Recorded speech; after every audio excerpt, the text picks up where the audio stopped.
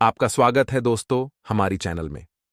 आज की दुनिया में कितने ही पक्षियों की प्रजाति लुप्त हो चुकी है जिसका हमें कोई अंदेशा नहीं है, और ऐसे कितने बहुत से जानवर हैं जो विलुप्त हो चुके हैं। आज आपको मिलवाएंगे 5 ऐसे पक्षी और जानवर से जिसे आपने कभी नहीं देखा होगा, जो 50 सालों पहले विलुप्त हो चुके हैं। आप तो जानते ही हैं कि आज की दुनिया में कितने जंगल और कितने मैदान पर इंसानों का राज है। इंसानों की लालच के वजह से जानवरों ने अपनी जान गंवा दी और अपनी पर खुद की पीढ़ी का भी कोई नामो निशान नहीं छोड़ा। क्या ये जानवर वापस धरती पर आ सकते हैं? क्या विज्ञान की सहायता से इन्हें वापस लाया जा सकता है? जानेंगे आज इस वीडियो में। आखिर तक बने रहिए दोस्तों, ताकि आप जान सकें कि कौन सी प्रजाति के प्राणियों का कभी इस दुनिया पर राज हुआ करता था। तो चलिए शुरू करते हैं। पहला, पेरेडिस तोता। बड़ा जानवर छोटे को खाता है। प्रकृति की यही प्रक्रिया अनवरत चलती रहती है, लेकिन इंसान इकलौता ऐसा जीव है जिसकी लालच की वजह से कई जानवर खत्म हो गए, जंगल काटे गए, शिकार किया गया, प्रदूषण बढ़ा, जलवायु परिवर्तन हुआ, वैश्विक गर्मी बढ़ी। इसलिए 100 सालों में कई जीव खत्म हो गए। अब पृथ्वी पर इनका नामो निशान नहीं मिलता। इसी में आता है पैराडाइज पैरट। ये 1920 के दशक में विलुप्त हो गया। 1937 के बाद से देखा नहीं गया। ये दीमक के बगीचे में अपना घोंसला बनाते थे। अब न बगीचे बचे न इनका घर। इनके विलुप्त होने की बड़ी वजह थी बढ़ता चरागा, जंगलों की कटाई, जंगल की आग, शिकार, कुत्ते और बिल्लियों द्वारा मारा जाना। तोते के मानकों के अनुसार पंख असाधारण रूप से रंगीन थे। फिरोजा, एक्वा, लाल रंग, काले और भूरे रंग का मिश्रण।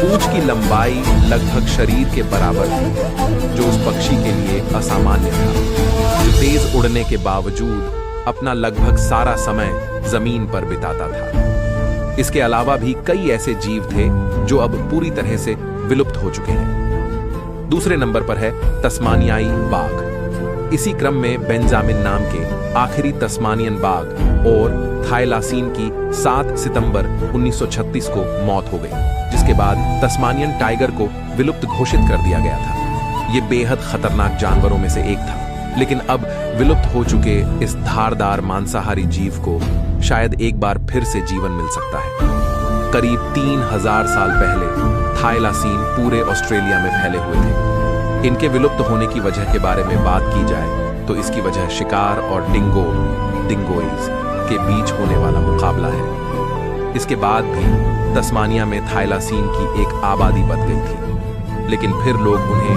भेड़ों का हथियारा कहने लगे। ऐसे में सरकार ने हर जानवर पर 1 पाउंड का इनाम लगा दिया और ऐसी स्थिति में थाईलासीन विलुप्त हो गए। थाईलासीन को वापस लाने के पीछे कई कारण हो सकते हैं। दरअसल ये जानवर मानव प्रभावों की वजह से विलुप्त हुए थे, और ये वजह इन्हें वापस लाने के लिए सबसे अहम है। साथ ही इकोसिस्टम को स्थिर रखना भी इसकी एक वजह हो सकती है। इसके साथ ही तस्मानिया का हैबिटेट बदला नहीं है। ऐसे में वैज्ञानिकों का मानना है कि थाईलासीन को एक बार फिर दुनिया में वापस लाया जा सकता है। हालांकि बड़ा सवाल यह है कि इसे आखिर वापस कैसे लाया जाएगा। प्रोफेसर एंड्रयू पास की टीम ने 2018 में एक थाईलासीन का पहला जीनोम सीक्वेंस प्रकाशित किया था, जिसके लिए उन्होंने 100 सालों से संग्रहित नमूने से डीएनए का इस्तेमाल किया था। इससे पहले जीनोम की ड्राफ्ट असेंबली अधूरी थी, लेकिन अब थाईलासीन के लिए बेहतर डीएनए असेंबली और संबंधित जीवित प्रजातियों से उच्च गुणवत्ता वाले जीनोम को नए क्रोमोसोम्स स्केल पर मापा जा सकेगा। तीसरा है लोनसम जॉर्ज। लंदन में नमूने आने के बाद 1877 में अल्बर्ट गुंथर द्वारा उपप्रजाति का वर्णन किया गया था।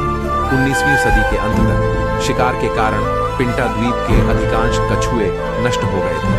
20वीं सदी के मध्य तक उपप्रजाति को विलुप्त मान लिया गया था, जब तक कि 1971 में द्वीप पर एक भी नर नहीं खोजा गया। लोनसम जॉर्ज नाम के नर को अन्य उपप्रजातियों के साथ मिलाने के प्रयास किए गए, लेकिन नहीं व्यवहार्य अंडे का परिणाम।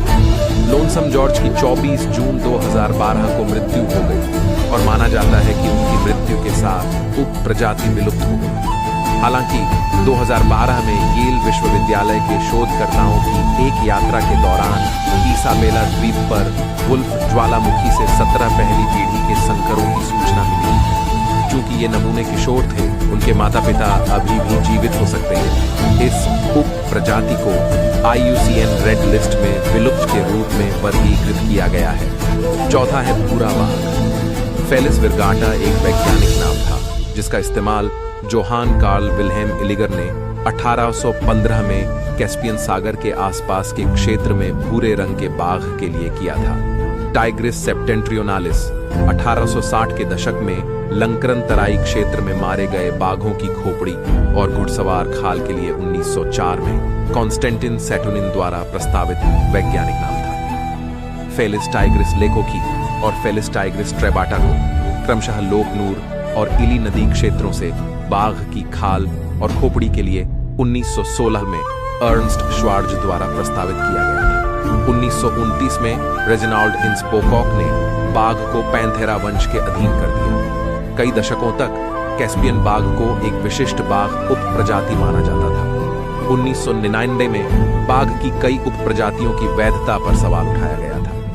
19वीं और 20वीं शताब्दी में वर्णित अधिकांश अनुमानित उप प्रजातियां फर की लंबाई और रंग, धारियों के पैटर्न और शरीर के आकार के आधार पर प्रतिष्ठित की गई। इसलिए विशेषताएं जो आबादी के भीतर व्यापक रूप से भिन्न होती हैं। रूपात्मक रूप से विभिन्न क्षेत्रों के बाघों में बहुत कम भिन्नता होती है और उन क्षेत्रों में आबादी के बीच जीन प्रवाह प्लेस्टोसिन के दौरान संभव माना जाता है। इसलिए केवल 2 बाघ उप प्रजातियों को वैध मानने का प्रस्ताव किया गया, अर्थात मुख्य भूमि एशिया में टाइग्रिस और ग्रेटर सुंडा द्वीप समूह में सोंडाइका और संभवतः सुंडालैंड में। 21वीं सदी की शुरुआत में संग्रहालय संग्रह से 20 बाघ की हड्डी और ऊतक के नमूनों का उपयोग करके आनुवंशिक अध्ययन किया गया और 5 माइटोकॉन्ड्रियल जीन के कम से कम एक खंड का अनुक्रमण किया गया था। 5वां है काला गैंडा।